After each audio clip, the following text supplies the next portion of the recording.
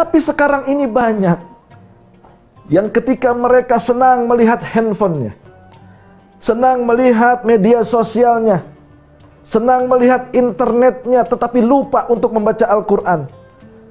Mereka tidak lagi mau untuk memegang Al-Quran. Al-Quran hanya menjadi hiasan. Al-Quran hanya menjadi pajangan di rumah-rumahnya. Syukur-syukur kalau Ramadan dia bertemu lalu dia baca. Tetapi banyak orang yang Ramadan pun tidak mau membaca Al-Quran. Padahal sudah jelas ketika nanti kita berhadapan dengan malaikat di alam kubur, yang ditanya nanti adalah siapa imammu, man imamuka. Pasti jawabannya imamku adalah Al-Quran. Bagaimana mungkin kita akan bisa menjawab Al-Quran? Bagaimana kita akan bisa menjawab imam kita adalah Al-Quran kalau selama di dalam dunia kita melupakan Al-Quran, kita tidak ingat Al-Quran, kita tidak mau memegang Al-Quran apalagi membacanya. Dan ini adalah kesalahan yang terbesar yang dilakukan umat Nabi Muhammad ketika tidak lagi mau dekat dengan Al-Quran. Jangan berharap ketika kita mau mendapatkan husnul khatimah kita melupakan Al-Quran kita. Dan tidak ada orang yang ketika membaca Al-Quran wafatnya di diskotik, wafatnya di tempat-tempat maksiat, tidak ada. Tentu orang-orang yang membaca Al-Quran, kalau tidak di musola, kalau tidak di masjid, minimal di majlis-majlis taklim dan di rumah-rumahnya. Ini adalah ayat suci Al-Quran yang begitu dibaca, begitu dilantunkan akan membuat ketenangan hati. Berapa banyak para ulama. Ada seorang ulama yang bernama Abdullah bin Busair. Dia wafat dalam keadaan memeluk Al-Quran. Belum membaca, baru memeluk, ingin membuka, lalu diwafatkan oleh Allah. Yakin itu adalah orang-orang yang mendapatkan husnul khatimah. Maka jangan tinggalkan Al-Quran. Jangan lupakan Al-Quran. Jangan cuekin Al-Quran. Sebab apa? Al-Quran adalah salah satu jalan bagi kita untuk mengundang ridha Allah dan akan menjadikan Allah sebagai, dan menjadikan kita di dalam kehidupan ini, Allah akan menjadikan kehidupan kita nanti ketika wafat dalam keadaan husnul khatimah. Sebab apa? Inilah lantunan ayat-ayat suci Al-Quran, lantunan firman-firman Allah. Kalau kita baca kitabnya, yakin Allah akan ridho kepada kita dan otomatis Allah akan mencintai kita dan mudah-mudahan kita akan menjadi orang-orang yang husnul khatimah. Yang ketiga, ketika kita ingin mendapatkan husnul khatimah, amalan apa yang harus kita kerjakan? Yang ketiga, Imam Asy-Syaukani ini mengatakan, orang-orang yang mau mendapatkan husnul khatimah, hendaklah dia untuk ikhlas di dalam beramal, tidak mengharapkan apapun dalam kehidupannya. Maka Allah mengatakan al-mukhlisina lahuddina hunafa. Orang-orang yang ikhlas di dalam beragama, maka dia penuh dengan kelembutan. Jauh perbuatannya dari perbuatan buruk. Kalau dia sudah ikhlas di dalam beramal, dia ikhlas di dalam beribadah, dia ikhlas di dalam muamalah dengan Allah dan juga dengan manusia, maka yang tersisa adalah kebaikan-kebaikan dan juga akan mendapatkan kebaikan-kebaikan dari apa yang dia lakukan dalam keikhlasan. Banyak orang yang ketika melakukan sesuatu ibadah, tapi dia hanya riya. Melakukan perkara-perkara amaliyah ibadah, hanya menganggap dan ingin dianggap oleh orang lain. Mohon maaf, sekarang saya tidak mau menyinggung siapapun. Banyak orang-orang yang melakukan amaliyah, terutama di bulan Ramadan nanti. Ada yang membaca Quran, dia update status.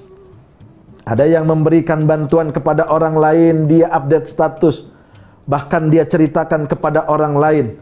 Yang seperti ini mungkin boleh saja di dalam agama kita, agama Islam.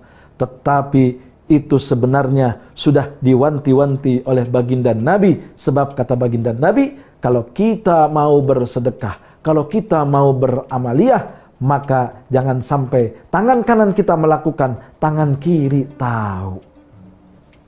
Maka ini menjadi perhatian penting bagi kita. Memberikan bantuan boleh, mencontohkan kepada orang lain dalam beribadah silahkan. Tapi ingat, ketika niatmu riya, tidak ikhlas kepada Allah, tapi niatmu karena ada sesuatu yang ingin dianggap, maka sia-sialah, hancurlah apa yang kita lakukan. Maka ikhlas beramal ini yang harus dijadikan patokan kepada umat Islam. Kita ikhlas di dalam melakukan apapun. Kita ikhlas di dalam beribadah apapun. Maka para ulama-ulama salafus saleh, ketika beliau mau beribadah, tidak ada lagi yang dilihatnya adalah ganjaran. Tidak ada lagi yang dilihatnya pahala. Tetapi apa? Mengundang ridho Allah, menginginkan ridho Allah, menginginkan rahmat dari Allah subhanahu wa ta'ala. Bahkan seorang ulama perempuan, seorang ulama sufi yang bernama Rabi'atul Adawiyah mengatakan, "Ya Rabb, seandainya ibadahku ini hanya mengharap surgamu, maka tutup surgamu. Dan kalau aku ibadah karena takut akan azabmu, berikan azabmu kepadaku nanti. Tetapi kalau hamba beribadah ingin mengharapkan ridhomu, maka turunkan ridhomu, karena ridhomu yang hamba inginkan." Keikhlasan ketika terpatri di dalam hati, tidak akan pernah lagi ada ganjalan apapun. Tidak ada lagi keinginan apapun. Tidak ada lagi yang dilihat dari apapun amal-amal kita. Mereka orang-orang yang mukhlisina lahuddin. Mereka orang-orang yang ikhlas dalam beragama, beramaliyah, beribadah. Maka mereka hanya menginginkan ridho dan rahmat dari Allah subhanahu wa ta'ala. Dan inilah yang harus menjadi patokan terpenting bagi kita. Agar mendapatkan husnul khatimah, kita harus berikhlas dalam melakukan amaliyah.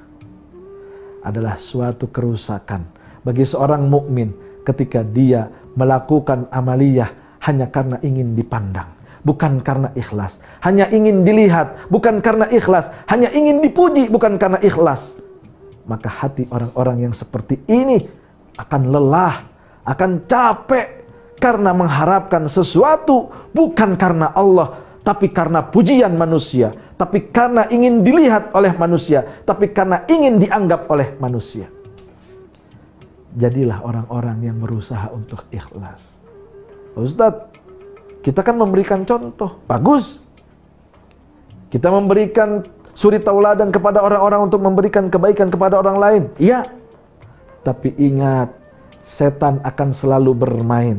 Setan akan selalu berupaya untuk menggoda umat manusia yang ketika dia beramal ada sesuatu yang ingin dipublikasikan. Ada sesuatu yang ingin diangkat. Ada sesuatu yang ingin dilihat. Sebab setan akan selalu bermain dengan halus. Setan akan selalu berada di dalam hati manusia. Dan inilah orang-orang yang ikhlas tidak akan pernah bisa digoda oleh setan, digoda oleh iblis, karena hati mereka hanya terpaut kepada Allah subhanahu wa ta'ala, sang pemilik kebajikan dan pemilik alam semesta. Maka saran saya, jadilah orang-orang yang berikhlas, orang-orang yang beribadah dengan ikhlas. Jadilah orang-orang yang tulus dalam beramaliyah. Agar apa?